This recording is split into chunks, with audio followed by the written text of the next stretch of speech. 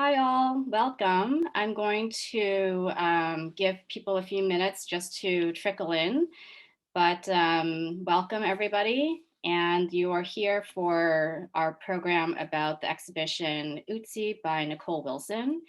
And I just wanted to say thank you for spending a Thursday night with us. I know that now that the pandemic is waning and we're out and about, we have other things to do than sit in front of a computer at 7 p.m. Eastern time. But we're really ecstatic to share this show and this information with you. We've been planning this for a few months. So for those who have just joined, welcome. My name is Ingru Chen, and I am the founder of Praise Shadows Art Gallery, located in Brookline, Massachusetts, just outside of Boston. And tonight's program is our second event for this exhibition by Nicole Wilson, which is titled Ötzi. And the first talk actually took place last week, and it was between the artist Nicole and Nina Katchadourian, a fellow artist as well. And if you missed that talk but would like to visit it, it is on our website, and you can find the link that goes to our YouTube page. I'll also share that later in the chat. Ötzi is on view at the gallery through June 27th, and we're really excited because Nicole will actually be back in Brookline for the last 2 days of the show. So if you're around on Saturday and Sunday, June 26th and 27th, definitely come. She'll be signing her artist book, and you'll just want to see the show while she's there. It's a really spectacular experience hearing it from her firsthand. And I'm really honored to have as well our panelists for tonight, and we'll hear from all of them. So this program tonight will be split up into 3 short presentations by each group, and then we'll all gather again at the end for Q&A. I'm sure a lot of you here will have questions for the panelists. So you can put those in the chat whenever you want, or you can save them for later in the talk. And I also do want to say that this exhibition, Ötzi, will travel, and it will look different, but it will travel to Three Kings Tattoo in October of 2021. Three Kings Tattoo was where Nicole had her first, where she got the tattoos done.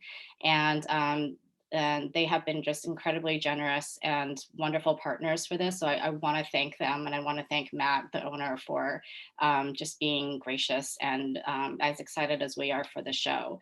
So in October, the show will travel to Three Kings in Brooklyn, and then in 2022, it will travel yet again to Three Kings Tattoo in Los Angeles, and then to London. So global domination, basically. From the beginning of time to the present time. So anyway, we're here for the long haul. This is a really exciting project. We're integrating archaeology, science, blockchain, tattoo, conceptual art. There's so many things to take in from this show. So I encourage you to really think about, what angles you're excited about, what you might want to ask the artist and the panelists from tonight. And I'll just do a quick round of introductions first. Nicole Wilson is our artist, and she's joining us from Brooklyn right now, but she's a professor at the University of Arkansas in Fayetteville. And we met a few years ago, actually, when she was presenting another brilliant project called the National Debt Project at the Spring Break Art Fair. And I just was really intrigued by her practice, and when she told me about this project called Ötzi, I immediately knew what it was because my son is obsessed with mummies, and I only knew about Ötzi from my child. But so hearing about Ötzi from a grown artist was like nothing I ever expected.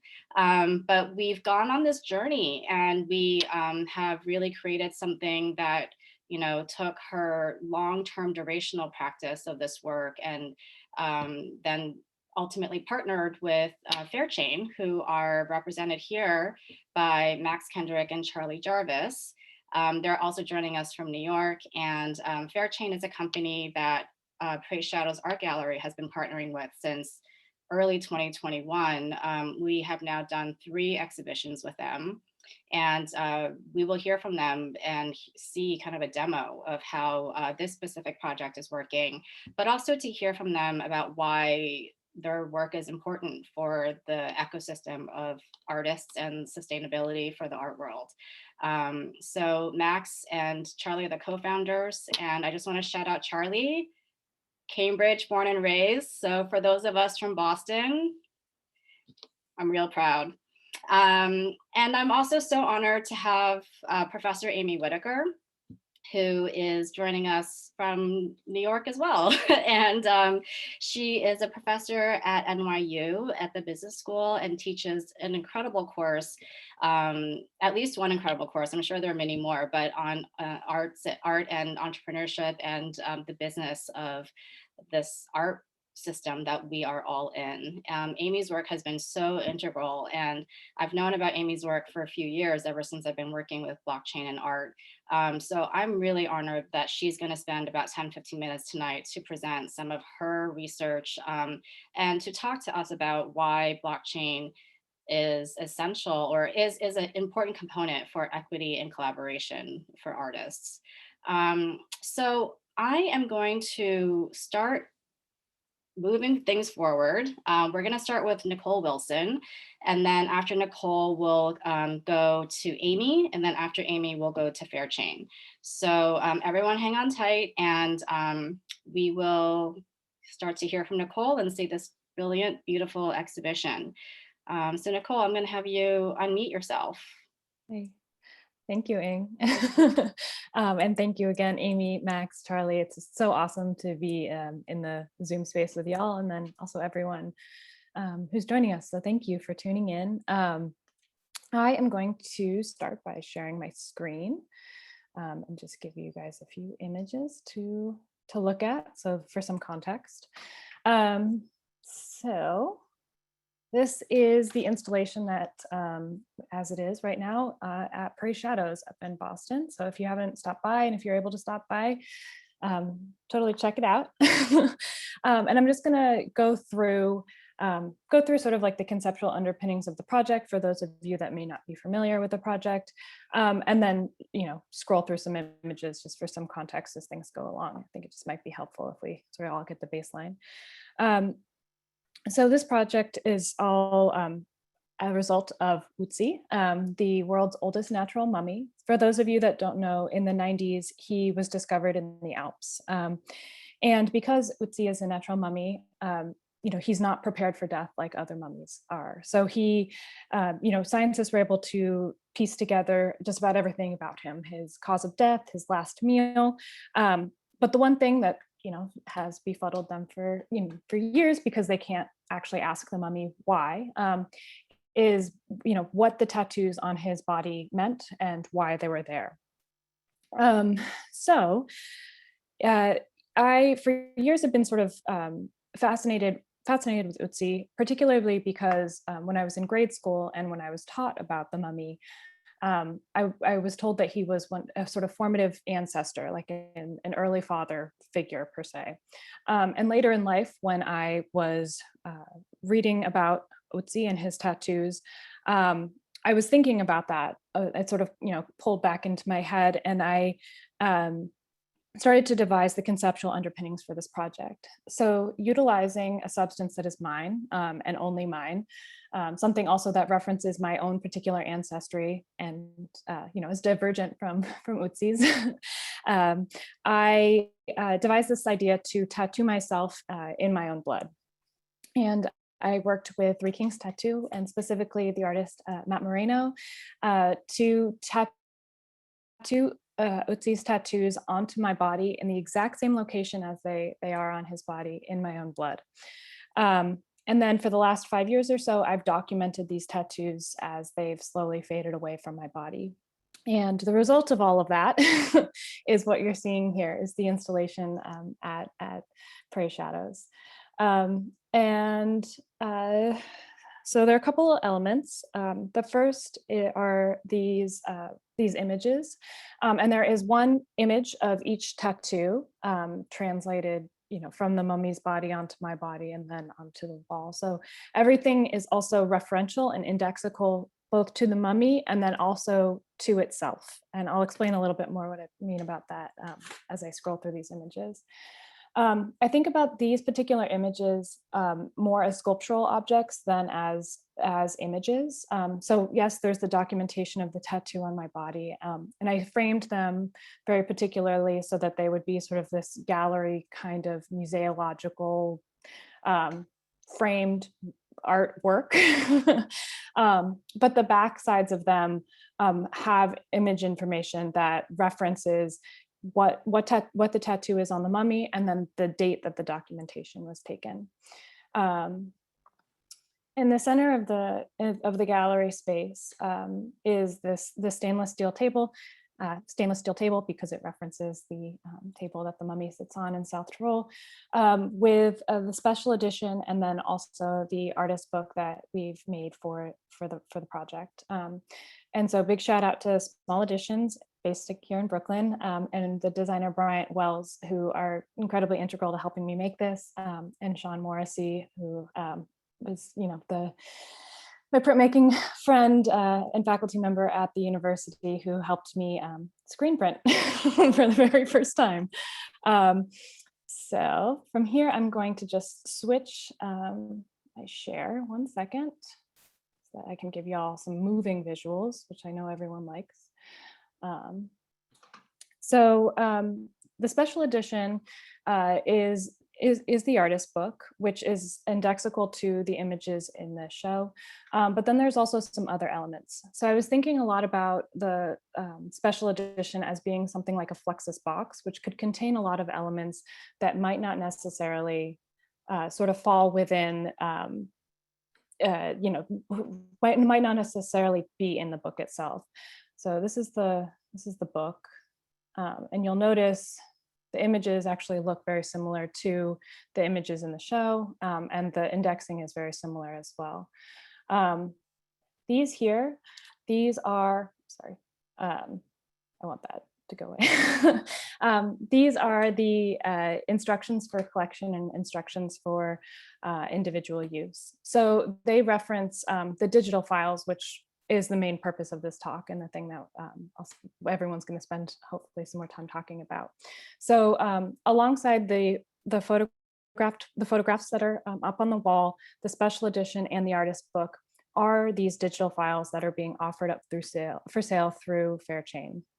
And so essentially, if you were to buy a tattoo, or a digital file, which is a digital file of my tattoos, so you can essentially have the files that I use to make the tattoos on my body. You get the file, you get reference images, a map, and then these terms and conditions. And the terms and conditions lay out how the project is supposed to be sort of undergone, thinking about it in a very soloist kind of way. And a buyer could essentially hold on to the digital file, hold on to the tattoo for infinity, or they could put it back on or they could do what's called one-time individual use, which is go meet a tattoo artist, get the tattoo made following these instructions down here, and then essentially hold on to that file for infinity, or they could resell it so that somebody else could go out and make the tattoo again. And I'm going to play again. Also in the special edition, these are some of the reference photos from the initial phase of tattooing, and this is the only place where these images exist. And then the last item here, this is a screen print that I made in my own blood from a drawing that I had also done in my own blood. There are 30 of these particular special editions. The run of artist books is much larger than that. And yeah, and I'm going to just do one more new share and then pass the torch. Okay. So these are the artist books and the special editions as they sit in the gallery space. And then just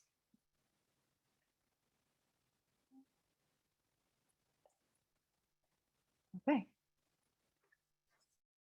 And just checking my notes. I think that's the last little bit of explaining. So I am going to stop sharing and pass things over to Ing. Thanks, Nicole. Actually, before we pass it over, yeah, don't leave just yet. I wanted to ask you about your concept of this project before we really got it onto the blockchain. And can you just tell people a little bit about why we decided to do it this way? This was from this article, the reception and the inquiries that you got. Can you talk a little bit about that? Yeah, definitely. And thank you for asking that, because I think it's a really important part of the project and the sort of genesis that I went through. So when I first devised with this project and when I first sort of carried it out, my thought process was that I was, sort of mimicking my feminist art icons. And, I felt really empowered through the process. And I felt losing the tattoos slowly over time, it was sad, but there was something about it where I had this very clear trajectory and lineage and history that I was partaking in through this particular project. And as the tattoos started to fade, I think that's also around the time that you and I met, and we started this conversation about putting the tattoo files up on the blockchain. That I saw an entry point for the project to actually balloon a lot larger than myself. So right after I had to sort of backtrack in time, right after I had done the tattoos at Three Kings, there was a mainstream tattoo magazine called Inked that put out an expose about the project, a magazine article, and then an online portion.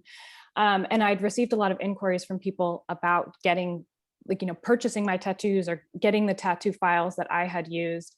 And it seemed like there was an opportunity to just share what I had done, and that there was a hunger to share that, and that the experience didn't necessarily have to be just mine, but it could be something that, and maybe perhaps like we all were sort of like looking to connect to some sort of archetypal, mummy somewhere, in a particular way. So I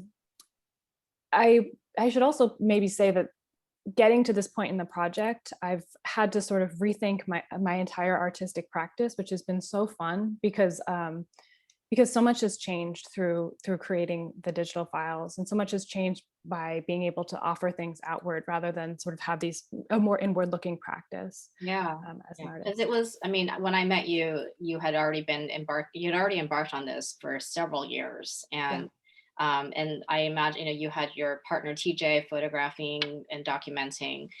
You had the tattoo artist, Nat, and Three Kings, but it was in a way like very quiet. It was a very quiet practice. You weren't promoting it on anything. No. But then when the Inked article came out and you had some more press on it as well, what I found was so interesting to me, and as someone who was like working in the super nascent space of blockchain and art at the time, was that the way that we could intersect all of these different interests was possible at that point. But I also found it so interesting that people really wanted these designs. And, then we learned that like Brad Pitt has an Ötzi silhouette tattoo on his arm. I just had no idea that there was even this community of people that are really fascinated and obsessed by this mummy. But of course, there is, because there's a whole museum dedicated to this mummy in Italy. So I guess, I think it's just been so interesting because it went from this really like kind of personal, private practice to now, this technology that's been involved, but also we had to get really involved with the museum. I just want people to know as well that the museum gave the blessing to Nicole for sharing these digital files, which are hers. She made them from photographs that have been shared by the museum. But all of this was like a very careful, there were many careful steps to get to where we are now. I guess that's what I wanted to say. But yeah, I mean, it's really, really fascinating how you have put all of these concepts together. And I love that, like when I first met you, you were kind of like, I don't really know anything about blockchain, but go for it. do what you think is best. So now we're gonna segue. Thank you so much, Nicole. We're gonna segue to Amy Whitaker. Hello, Amy. And we will hear from Amy for the next 10-15 minutes about her research. And I hope all of you get some incredible insights from this. But this is just the beginning. So all I want to say is if you are new to this area, to this field, please read her work. Her white paper on all of this is incredible. And, you know, we should all, yeah, I mean, I think every time I've spoken with someone about us doing this project or this program, everyone comes back saying, oh, I love Amy Whitaker. So just really honored to have you, Amy, and the floor is yours now. Thanks very much. I'm really honored to be here. I am calling in from New York. I'm also from an Arkansas family, so hello to any of Cole's colleagues. I'm from Memphis originally. And let me share my screen. So I'm just going to jump right in. Many of you may recognize this work of art. In 2008, the Massachusetts Museum of Contemporary Art in Northwestern Massachusetts installed a 25-year retrospective of the artist Solowit, who Cole was mentioning. This is wall drawing number 51, which was first executed in Turin in 1970. And this is all architectural points connected by straight lines. Lewitt was very famous for saying that the idea is the machine that makes the art, that the instructions are the artwork, and that these drawings are executed sometimes by the artist, or were when he was alive, but also by teams of artisans, in that case, including some college students. If I own that drawing and I have it on my wall, if I sell it to Cole, I give her a certificate of authenticity that represents the work, and I no longer own the work. In this way, a lot of conceptual artists, Lewitt in particular, are these important precursors to the NFT moment we find ourselves in, because the certificate of authenticity wrapped around a Lewitt wall drawing is a lot like an NFT, where there's a certificate or a registration of ownership on a blockchain that allows us to understand a work as original that may have many copies. So I could still have the drawing on my wall. I could own a high-res JPEG of a really famous NFT that's sold for tens of millions of dollars. But if I don't own the certificate or the non-fungible token blockchain record, I don't own the work in that particular sense. This question of registration, of ownership, of provenance is a really shared concern with art and with blockchain. And I want to tell a little bit of this, the backstory or the prequel of blockchain itself as an art project.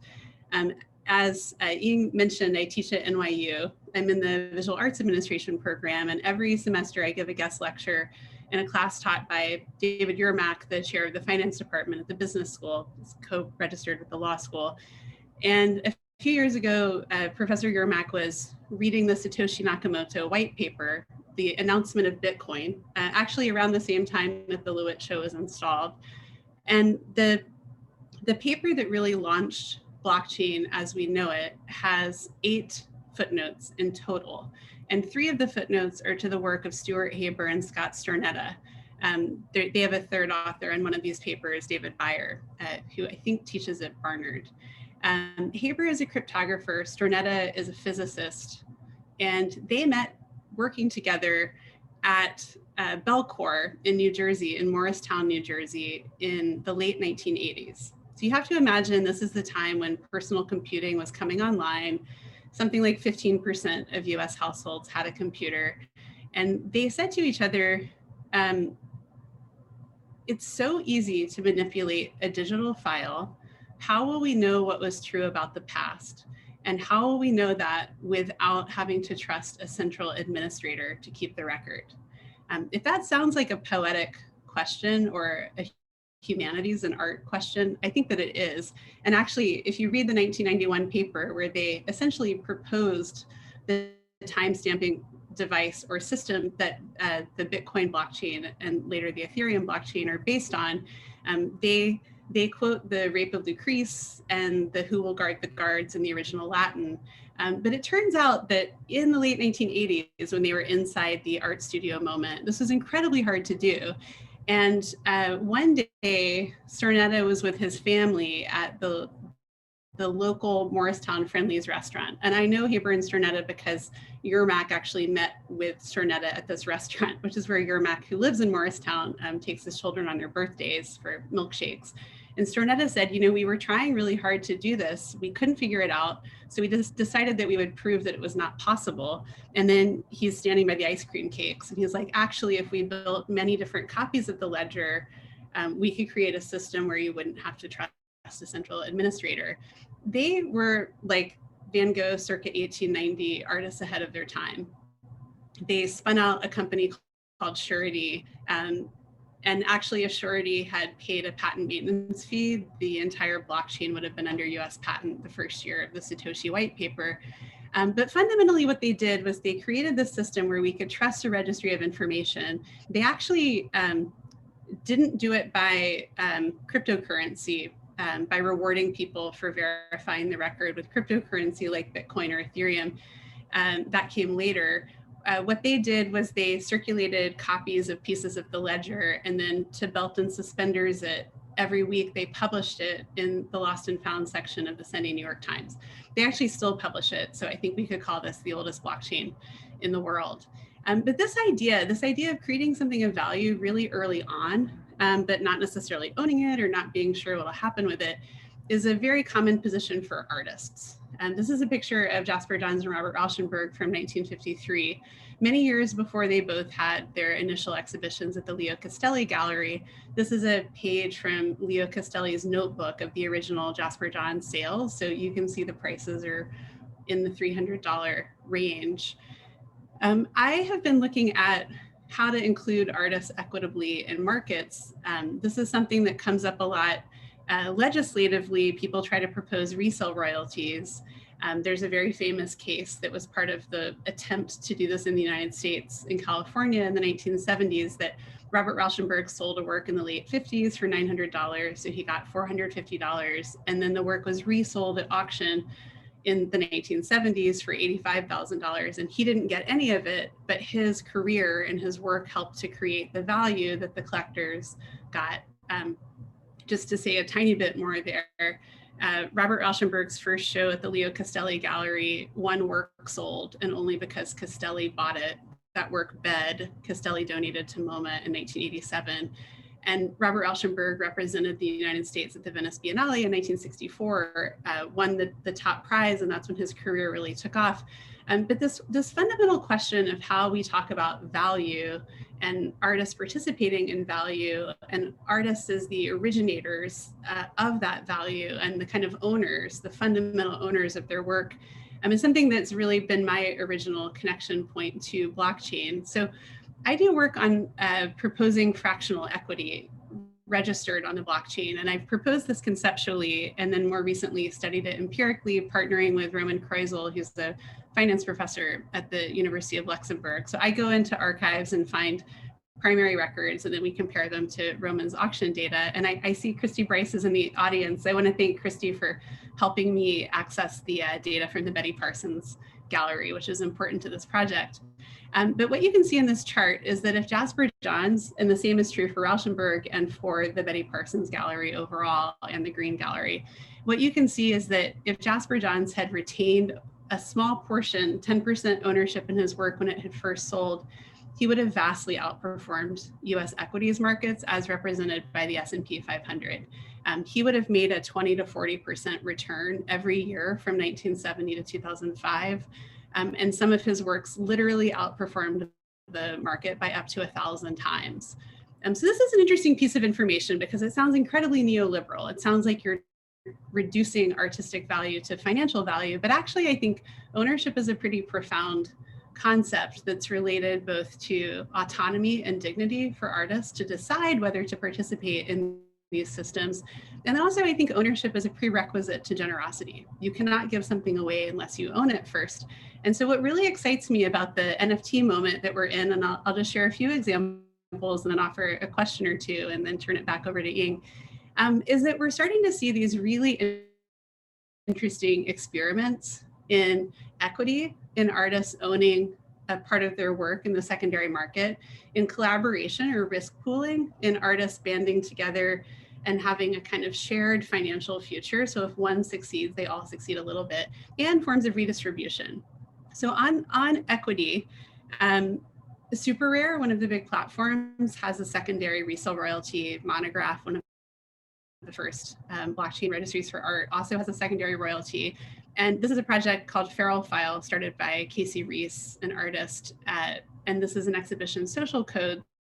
So in this particular case, the artist received 10% of their work resells in the secondary market. But something else happens too, which is that every artist in the show owns a copy of the full edition of all the works in the show. So $75 a work, edition of 75 plus an artist proof.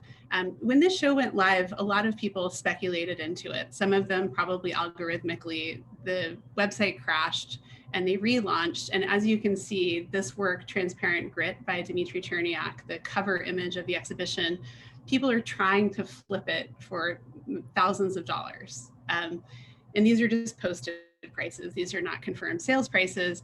One of the things I notice here is that anyone who's an artist in the show has edition number up to 10, and Casey as well.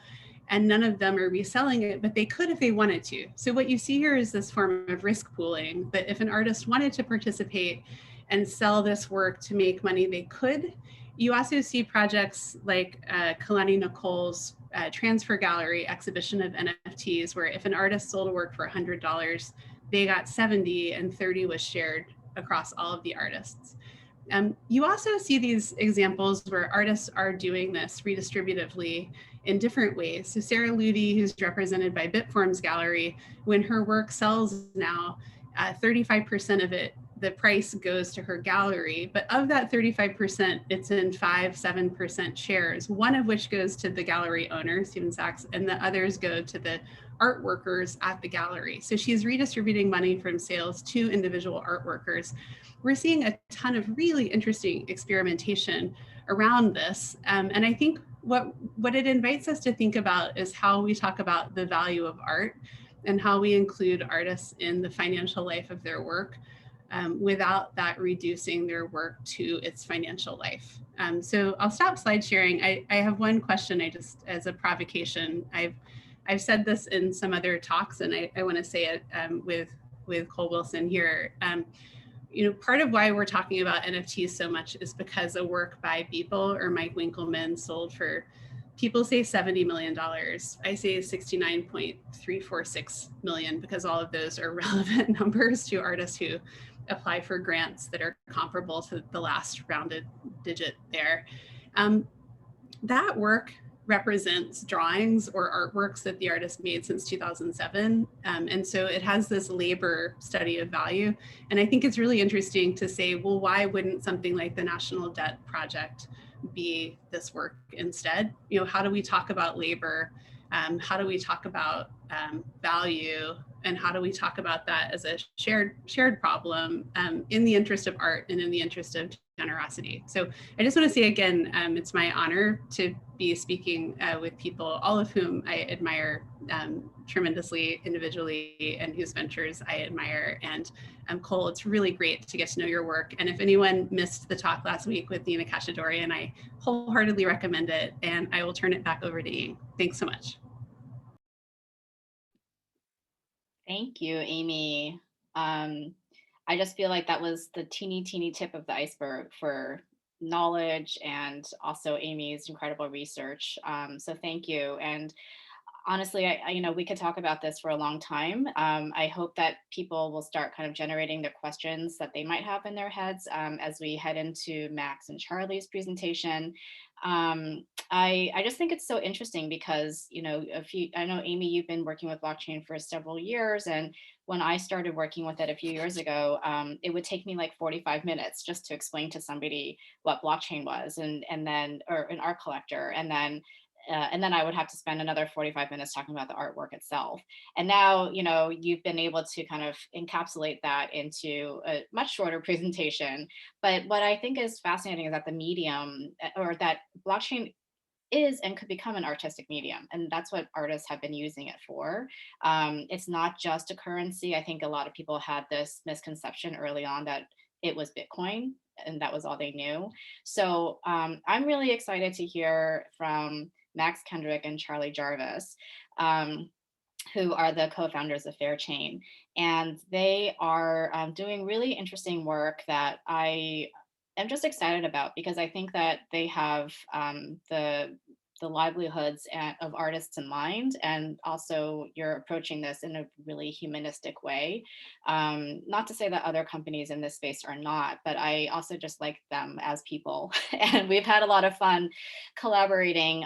So we have been working with them on our exhibitions since Yuri Shimojo's Memento Mori show that opened in March. And what was really exciting was that we were able to sell all 5 paintings primarily to one collector, and he also got excited by the notion of Fairchain, and he paid for half of it in crypto.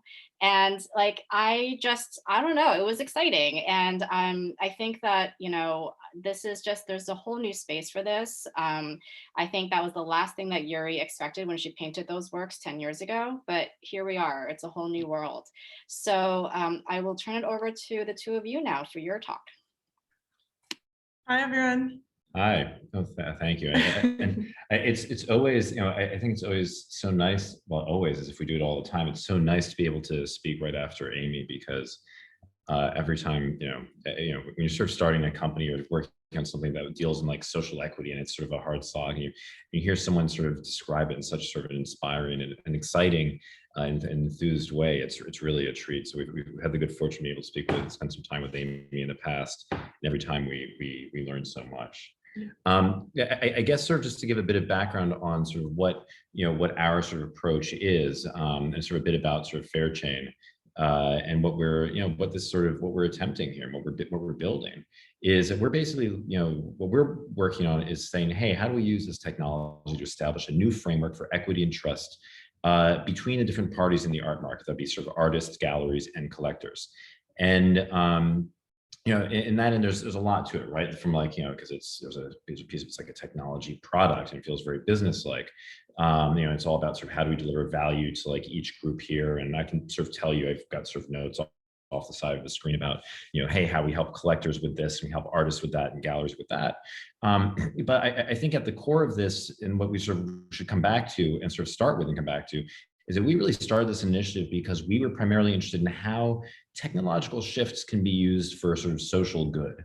And I think, for Charlie, we've been working together on this for a few years, but both of us were very interested in sort of both, in social structures and how those sort of develop and sort of evolve in sort of, in these sort of like dynamic and uncertain contexts. So maybe perhaps we're not as, as quite as smart as Amy is, but we're very interested in like, hey, when you're looking at sort of like social change and, both like externalized, but also what you can achieve yourself and what we can as a community and as a society achieve, what are the steps to break it down along the way? And our hope, our sort of very immodest hope, is that Fairchain can do something to move us in the right direction. So big picture, what we've seen, I think that Amy's presentation really sort of laid it out very clearly, is that the past few decades have seen sort of a very sort of explosion in the size of the contemporary art market. I'm going to talk about markets and things like that in a very sort of like dry way. And there's an interesting debate on whether or not that's a good thing or a bad thing. And honestly, we don't take a position. We sort of we take different positions sort of almost every day. What we do believe, though, is that, and what is clear is that there are artists, whether they're like someone like Jasper Johns, or artists who we haven't even heard of, who are sort of being left behind in many ways by these sort of markets, these secondary markets that they are creating through their creative output. At the same time, we've also seen, and it's been really accelerated in the past year during the pandemic, we've seen technology finally starting to change behavior in the art market, both the ways that people sort of look at art, the ways people sort of consume art, through screens, which is very strange. I just went to right before this, I was at an opening where I'd seen images of the works, and I thought, okay, and then I saw them in real life, and it was totally different. But that is still a way that we're first sort of previewing. That's interesting because the art market has been relatively resistant compared to other parts of our sort of like economic lives.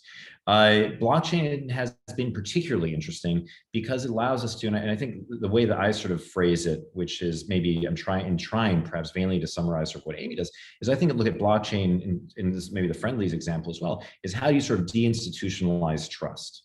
And what is the value in sort of like in sort of moving away from these central authorities for trust, which don't really exist and can't really fit in the art space, to do something else. So if you consider the fact that, like, in the art world, that we're the artists, galleries, and collectors all rely on reputation and individual relationships to build trust, is that this technology does have the potential to sort of expand that scope, the scope of that trust. So you can sort of don't need to worry about whether something comes from a reputable auction house, from a reputable gallery, that there are other ways that you can sort of look at things like authenticity and provenance.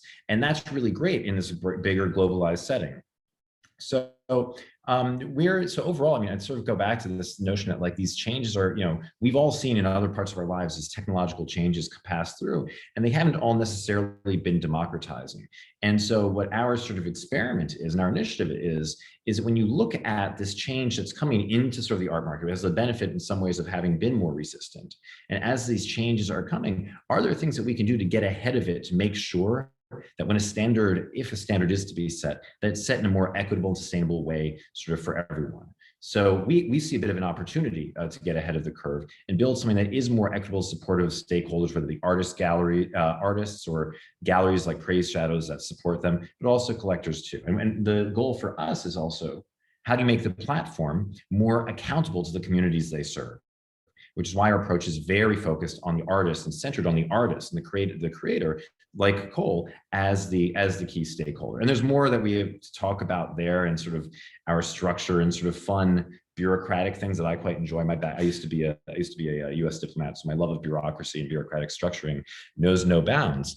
But yeah, that's sort of it. So backing out just a tiny bit before I hand it off to Charlie is, we're trying to do with this project, and what we see in an opportunity, whether it's from like resale royalties or also sort of broader community support, is an opportunity to basically use socially responsible technology, combine that with the latest in nonprofit and stakeholder focused thinking. So moving away from like the philanthropic models that rely on sort of centers of wealth, or sort of like, the rich folks in like Wall Street or Silicon Valley or things like that as the key philanthropists, and create a model where artists can support and endow themselves as a community. And that's our vision. So create something more sustainable, not only at the individual level, like for someone like Jasper Johns, but also at a community level too. I mean, I can talk forever, but one of the things, like, we really want to see a world in which artists are empowered, no matter what their market success is, and more secure at every stage of their career. A world where galleries don't have quite as much fear of financial fallout, regarding the relations with individual talent and collectors, and a world where collectors can better protect and benefit and engage with, on a more sort of complete level, with sort of what is sort of a cultural investment. We're going to be, there's more details to come. We're actually an exciting building part of our company. But I think now to that end, I think it'd be really useful, and I'm sort of trying to hand it off to Charlie to talk a little bit about sort of what this actually looks like in this sale for Cole's amazing innovative works.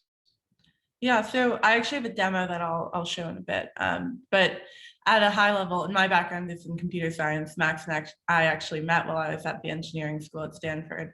But at a high level, when Ing came to us with the idea and told us about what Cole was envisioning, we really wanted to deliver this experience that allowed for two things. The first is that we could have this ownership of these digital tattoo files be securely verified. And the second was that we could also allow the opportunity for the works to actually change hands and have that exchange become a part of the work story as well. And there are really awesome applications of blockchain that apply perfectly for these scenarios. So the importance of the integration with Fairchain was really that we could make secure transfer and ownership tracking of these tattoos possible, while also ensuring that Cole and other artists in the ecosystem had the opportunity to have a really lasting stake in these resales. And so the sales process through Fairchain was actually very, very straightforward, but we loved it because actually we're able to give every person who buys a tattoo as part of Cole's show access to a Fairchain account and access to their works. So when a buyer buys one of the tattoos, we actually generate a proprietary sales contract for them, and that sales contract is tied to the work and actually sets rules for the transfer of the title. So once the buyer signs and pays for the work, that means that we can actually issue them a digital certificate of title and authenticity. And in this case, we can actually issue them the work of art, which is this incredible digital file with the tattoo as well as installation instructions.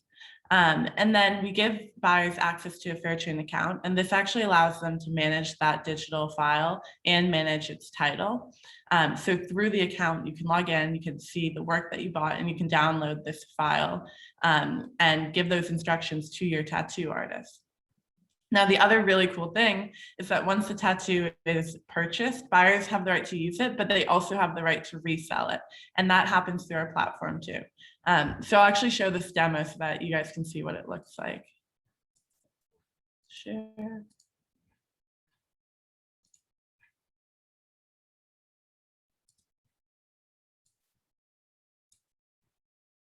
And you can do us a favor and yell if you can't see the screen sharing.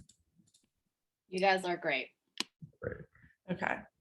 So here you can see, this is actually a preview of the platform that buyers get access to after buying a work through Cole's show.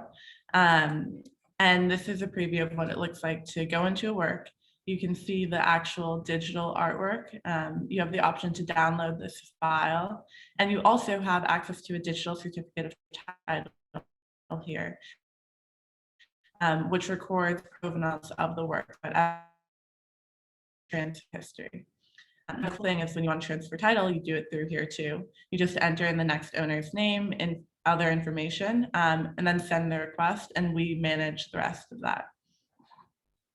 And the key thing here is that we, as these transfers happen, we can thus ensure that Cole, as the artist and sort of innovator behind it, as the creator of that creative product, the generator of that creative product, is able to maintain a continuing stake and participation in this as it sort of moves through a market. So the idea is that, if the work changes hands, once, or if it never changes hands, that's fine. But if it keeps moving, if this sort of these instructions, sort of like that Solowit wall drawing instructions, as they get installed each time, is that then Cole is then able to participate each time and benefit from the enjoyment and satisfaction that people are getting from engaging with her work.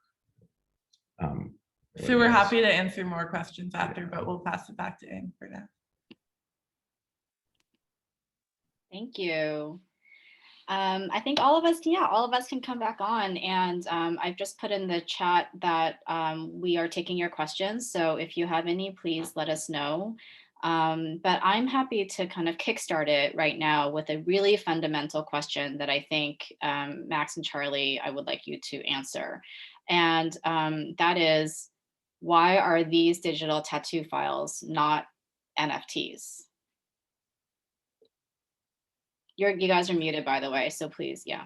No, we sort of saw this question coming, and there's sort of like a couple of funny sort of like jokes or elements about it. Like, one is that there's no sort of legal definition of what an NFT is, right? An NFT is a token, which is something that's representative and non-fungible, not exchangeable for something else, which is actually what we've created here. But it's also not an NFT in the framework that sort of like, it's not like the NFTs that you read about on the news or hear about on CNN.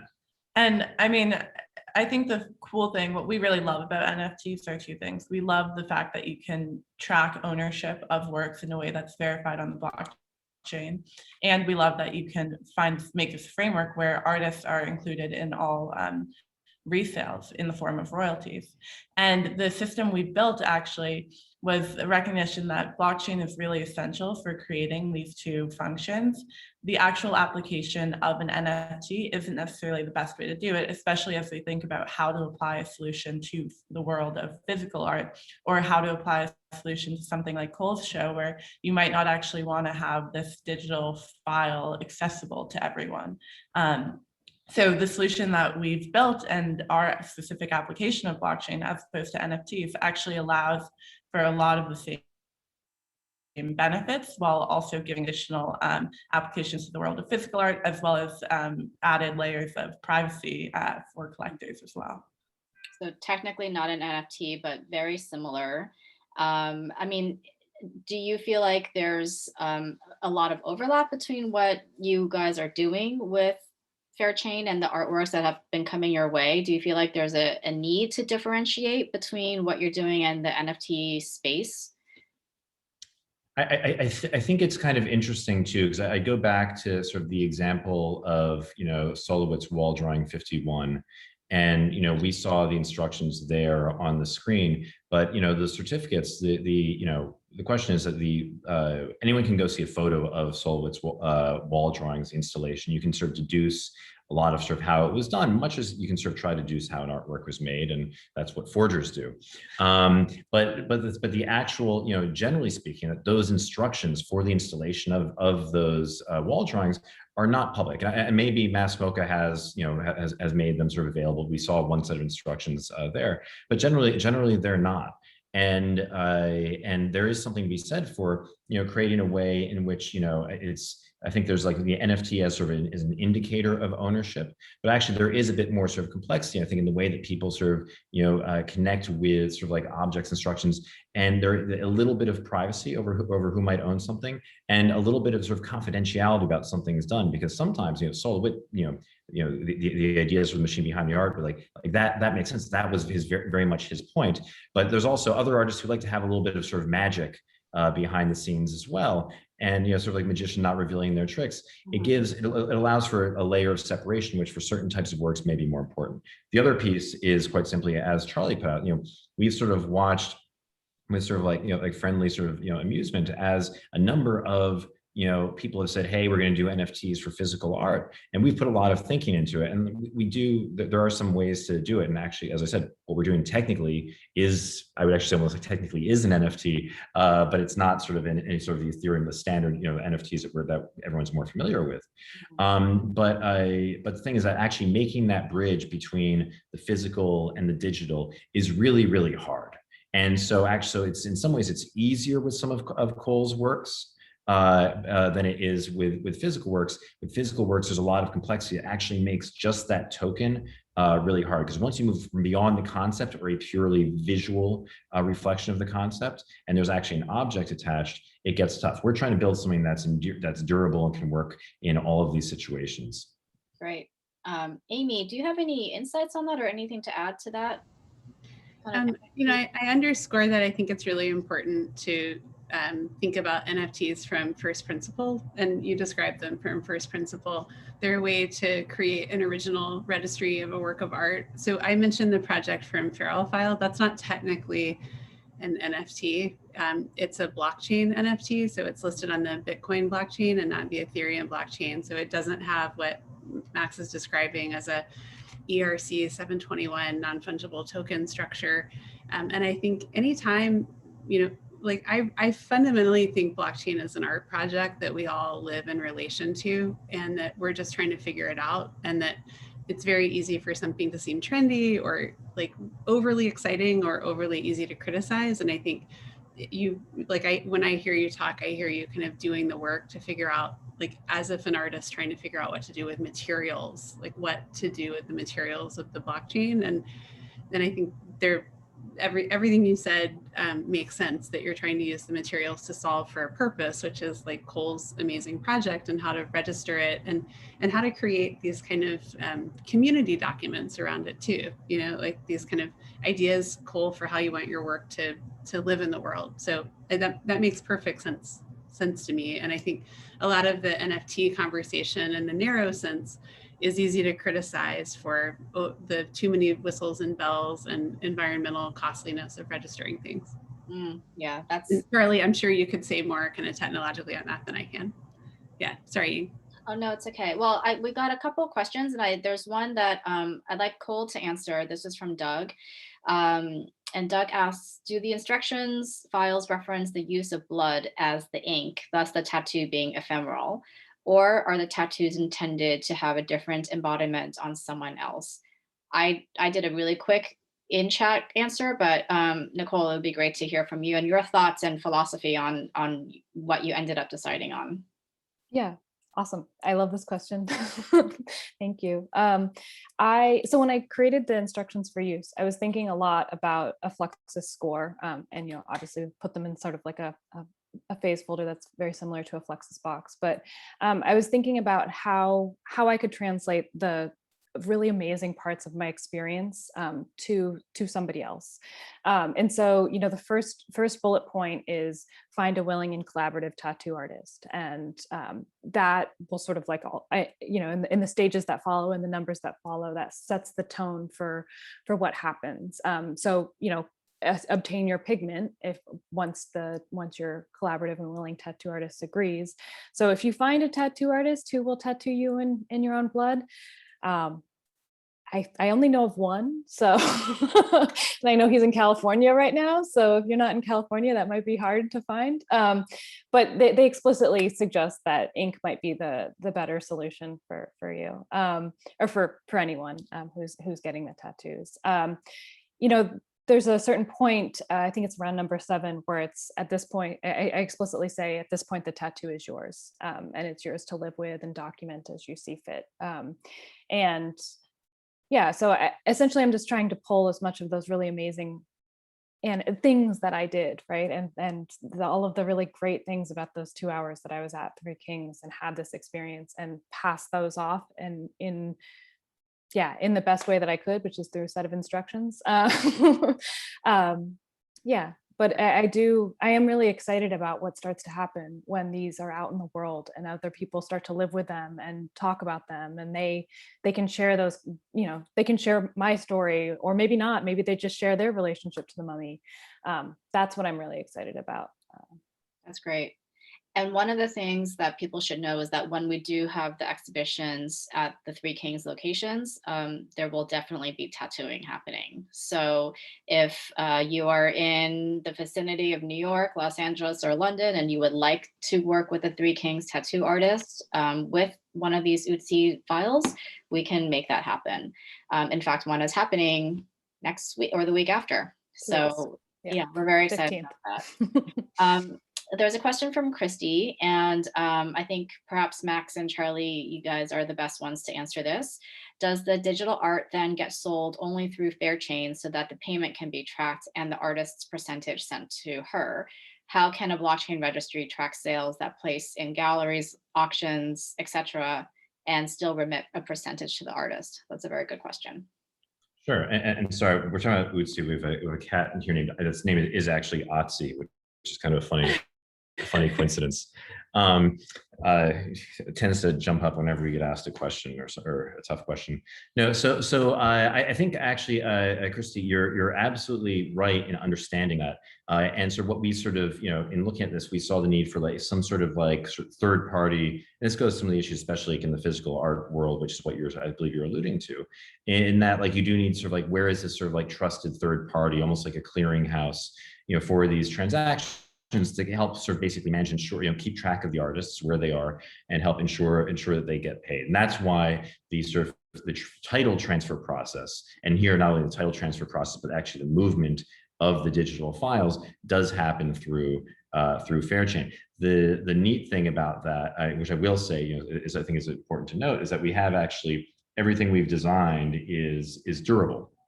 So actually, like if we were to disappear next year, that framework is still in place. It gets a little bit harder to do. It's not quite as simple and elegant. But the neat thing about sort of deinstitutionalizing trust and using blockchain as that tool is that the parties to any sort of transaction or sale still have those records, and they can still verify and validate them and affirm to one another their obligations. And so that is really sort of central to it. The second part of the question is sort of a broader question of like, how does a blockchain registry like move out into sort of the art space overall? And I think there, for sales in galleries, auctions, et cetera, and there I think is what we're really looking at is what blockchain lets artists do is create and generate this certificate of secure certificate of title and authenticity that functions actually quite similar to the title document for your car.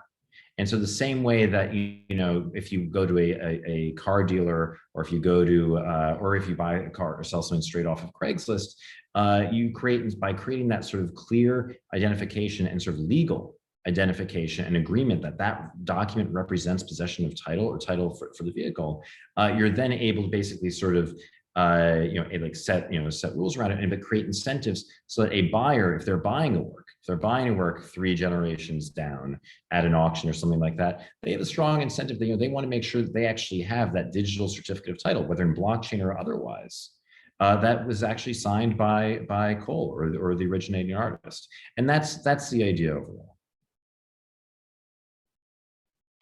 Thank you. Doug has a question for Amy. And it's okay, you're not monopolizing. We might take Doug's question last. Sorry, can you guys see me? It says my internet. You're back. Okay. Why don't I just try to respond to it in the chat? And Okay. Doug, my email address is on the NYU website. I can send you the paper that's in if that's helpful. Okay. Yeah, I mean, there's so many great use cases and discussions over what blockchain can do for artists and for the kind of economy and the ecosystem of art. But I think, I'm going to reiterate what I said early on, but please go ahead and read Amy's work in this field. I think she's just invaluable to this, and I am excited to see how this space continues to grow. I've only been working with Fairchain for the last few months, but I will say that their growth has been super exponential.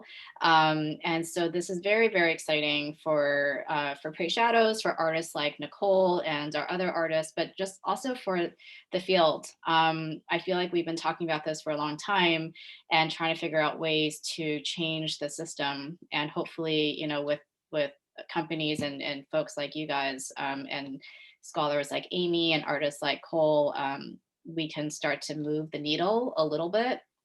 But, it's also really interesting that there's still a lot of, I think, misinformation and a lot of fear over what this is doing to our lives. And I don't know, I just don't think that we need to have that fear. I think we are very much looking at what Fairchain is doing and looking at it from a humanistic level. I love, Max, I'm going to out you, but your dad is an artist, and Mel Kendrick. And so I think that we're looking at this as kind of a very personal project too. And I think that's important for everyone to know.